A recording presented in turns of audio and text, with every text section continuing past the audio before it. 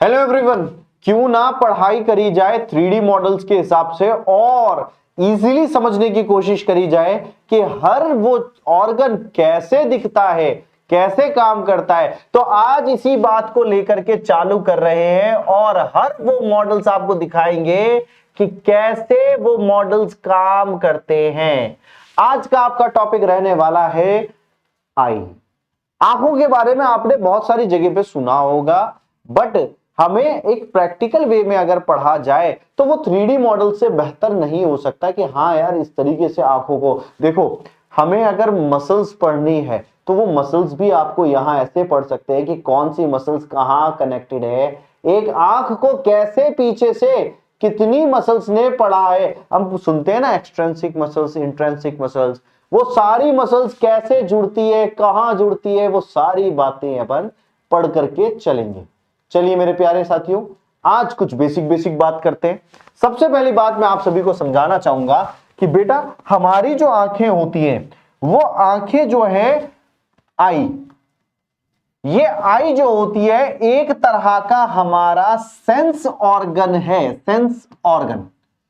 और इतना शानदार ऑर्गन है कि इसको ऑर्गन ऑफ साइट का भी नाम दिया गया है, क्योंकि आप जो साइटिंग कर सकते हैं, विजन कर सकते हैं, वो आंखों के द्वारा ही कर सकते हैं। तो ये सेंस ऑर्गन जिसको हम क्या कह सकते हैं, हम कह सकते हैं organ of site.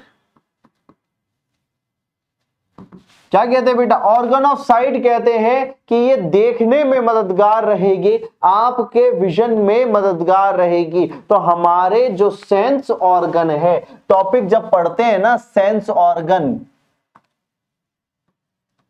Sense organ ये कितने प्रकार के ऑर्गन होते हैं आपको सुनने को मिलेगा कि आप जब भी देखेंगे सेंस ऑर्गन के बारे में तो सबसे पहला स्किन, सेंसेशन का काम कि हमें ठंडा लग रहा है, गर्म लग रहा है, वो स्किन के द्वारा। स्किन के अलावा हमारी आंखें, हमारा नाक एक सेंस ऑर्गन है, हमारे ईयर एक तरह का सेंस ऑर्गन, और एस से याद रखिएगा स्वाद लेने वाली जुबान, टंग जो होती है वो सेंस ऑर्गन। ये हमारे कुछ सेंस ऑर्गन है।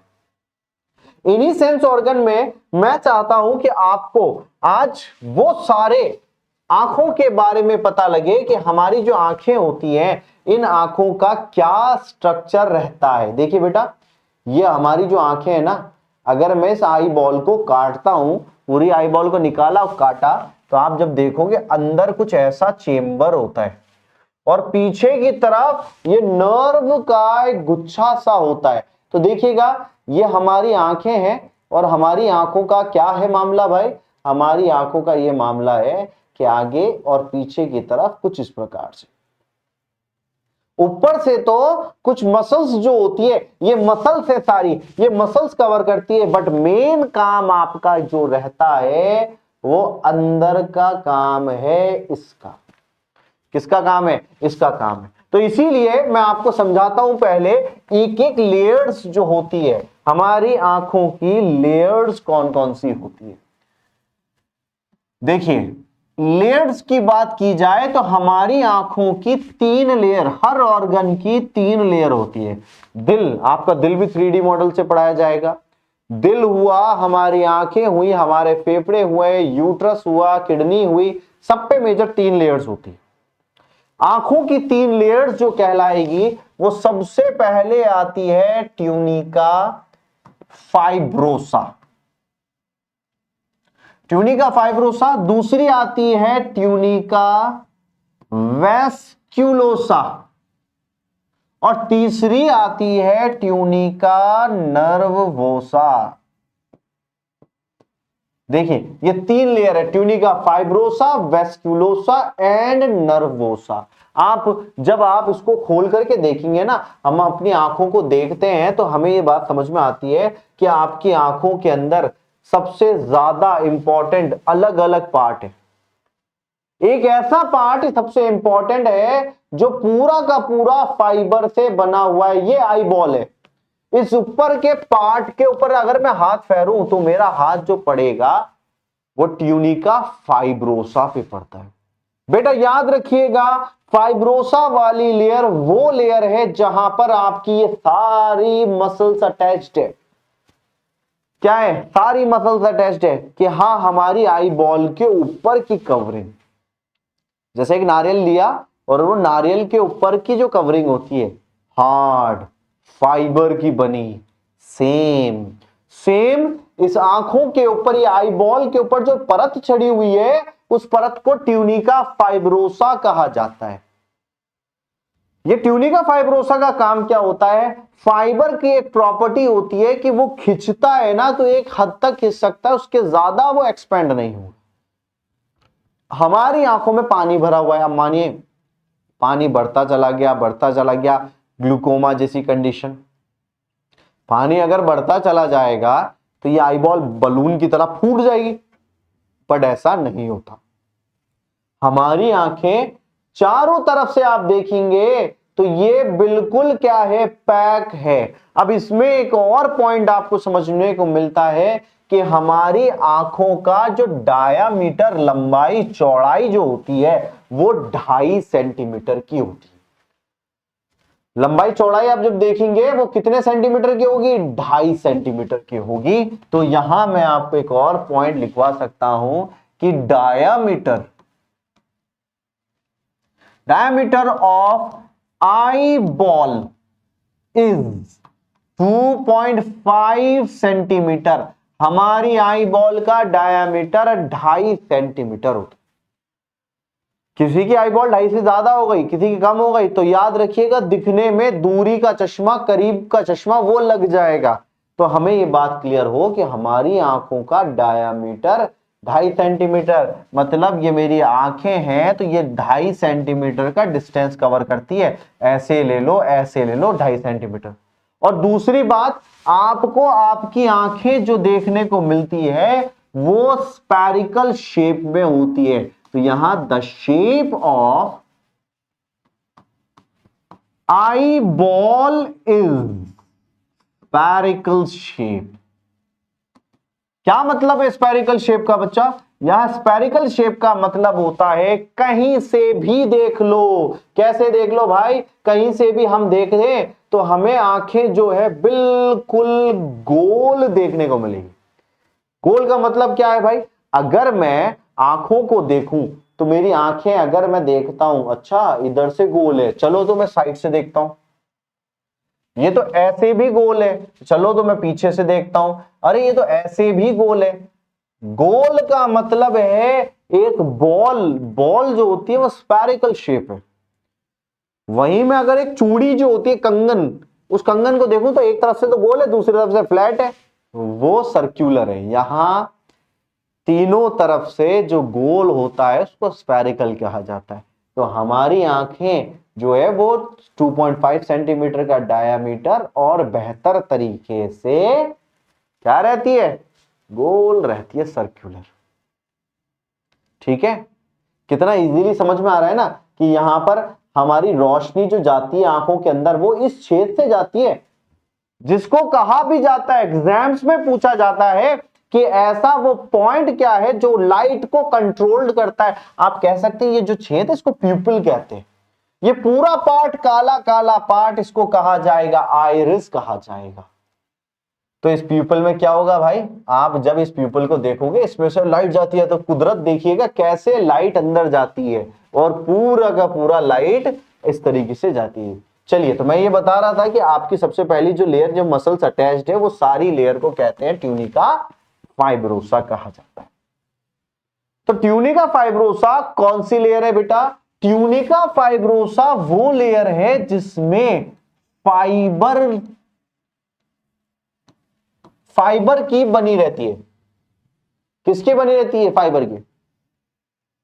ठीक है? और फाइबर की प्रॉपर्टी होती है कि वो ओवर स्ट्रेच नहीं होने देता, ओवर स्ट्रेचिंग नहीं होने देता। इतनी बात तो ये समझ में आई कि ओवर स्ट्रेचिंग से बचाए। सेकेंड लेयर, सेकेंड लेयर जैसे नाम बोल रहा है ट्यूनिका वेस्क्यूलोसा, इसमें पाई जाती है ब्लड वेसल। तो वो एकमात्र लेयर जिसमें ब्लड वेसल होती है वो ट्यूनिका वेस्क्यूलोसा होती है। ऐसी लेयर जिसमें नर्व पाई जाती है वो ट्यूनिका नर्वोसा होती है। डायग्राम से आपको दिखाऊंगा तीनों लेयर कैसे कैसे। तो tunica fibrosa, tunica वेस्कुलोसा, tunica nervosa. देखिए बेटा, जब हम अगर इसको पढ़ें तो हमें देखने को मिलेगा ये लेयर्स किस प्रकार से। देखिए, सबसे पहली बात, हम इस लेयर को ऐसे समझते हैं कि हमारी ये जो लेयर है, आप इसको समझिएगा, इस लेयर को मैं आपको समझाता हूं। देखिए, हमारी ये आंखें हैं, इसको जूम कर देते हैं। अब हमारी आंखों पे सबसे पहली लेयर आपको चढ़ी हुई देखने को मिल सकती है, ये लेयर, ये व्हाइट लेयर जो आपको देखने को मिल रही है ट्यूनिका फाइब्रोसा। सेकंड जो पर्पल लेयर है ट्यूनिका वेस्कुलोसा, और नीचे ये पूरी की पूरी ऑरेंज कलर की दिख रही है, ये नर्वोसा होती है, नर्व की बनी हुई। किसकी बनी हुई? नर्व की बनी हुई। इसको आप रेटिना कहते हो ना। अगर 2D डायग्राम में देखें तो हम तो ऐसे बना देते हैं रेटिना, बट आप देखिए रेटिना पूरा। अब रोशनी जो कहां से आती है, अगर कोई रोशनी आती है तो वो रोशनी एंटर करती है, मैं देख रहा हूं, मान लो मैं देख रहा हूं, तो वो रोशनी इस छेद से अंदर जाएगी, इस छेद से अंदर जाएगी। जाने के बाद यहां पीछे की तरह थोड़ा लेंस लगा हुआ है, लेंस से रोशनी अंदर गई और यहां पर इस ऑरेंज वाली लेयर नर्व पे जाके पड़ती है।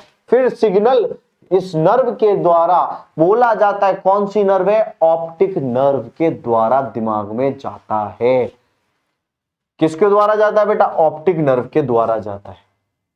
तो देखिए, इसका अगर मैं समझाऊं आपको कि अगर मैं पहली लेयर पढ़ता हूं कि फर्स्ट लेयर कैसे, तो मैंने ऐसे डायग्राम बनाया स्फेरिकल शेप, इसमें पहली एक लेयर बना दी, मान लीजिए पहली लेयर।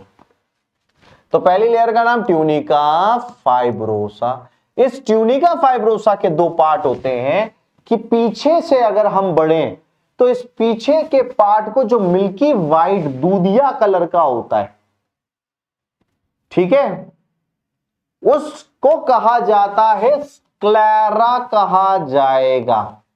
और आगे बढ़ते बढ़ते 5/6 हिस्सा कंप्लीट होते ही ये बन जाएगा कॉर्निया बन जाएगा।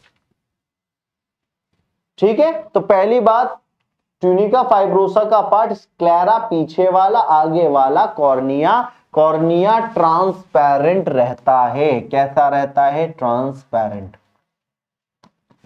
और ये मिल्की वाइट रहता है। अभी देखा था ना मसल्स जहां चिपकी हुई थी, वो वाला पार्ट कौन सा है? स्क्लेरा है।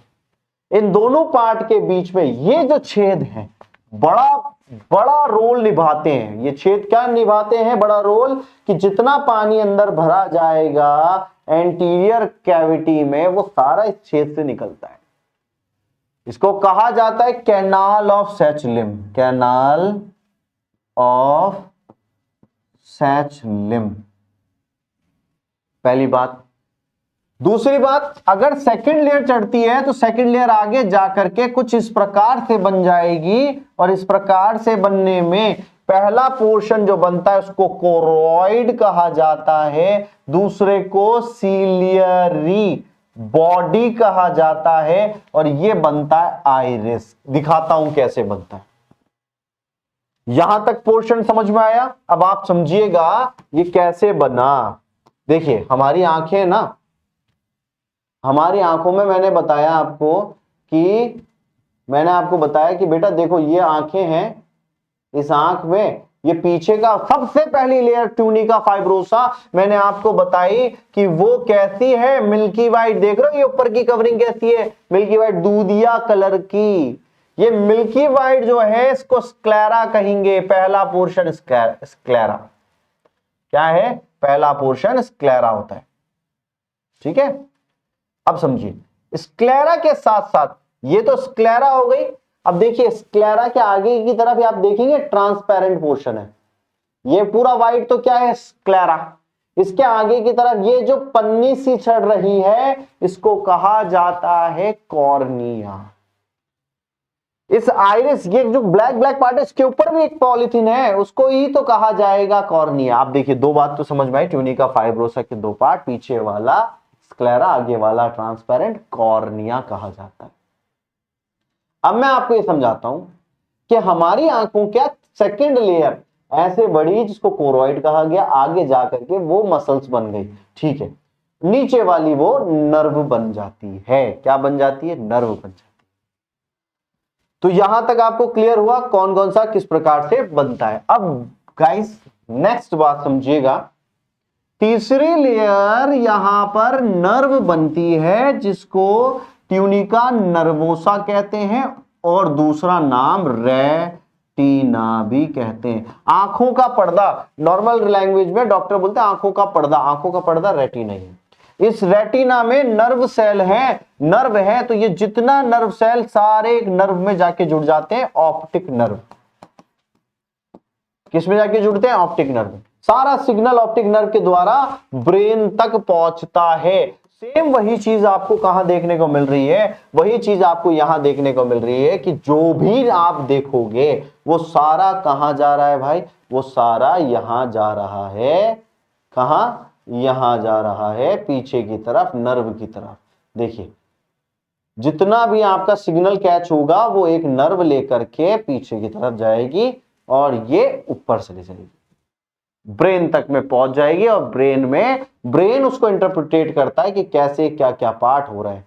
तो हमारा आंखों के ऊपर एक परत चढ़ी हुई है और वो परत से कॉर्निया से रोशनी अंदर गई इस छेद के द्वारा, प्यूपिल के द्वारा, और वो प्यूपिल क्या करता है? इस लेंस को पार करती है रोशनी और फिर इमेज पटकती है, इमेज बनती है।